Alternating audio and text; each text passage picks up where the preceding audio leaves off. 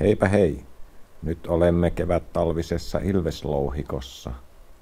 Tervetuloa videon pariin.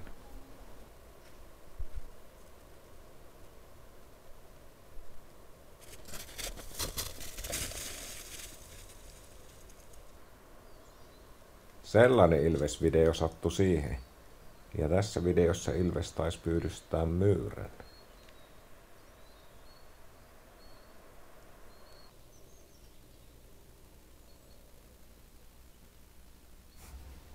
Emä ja 2 pentua pyörähtivät kameran edessä.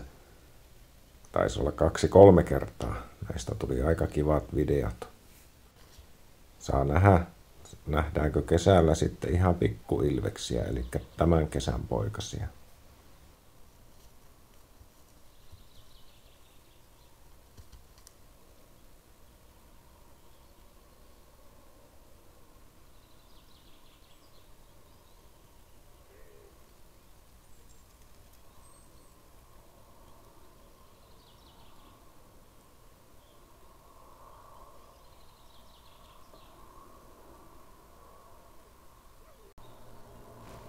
Kyllä kameran editse kulki monta kertaa yksinäinen uroskin.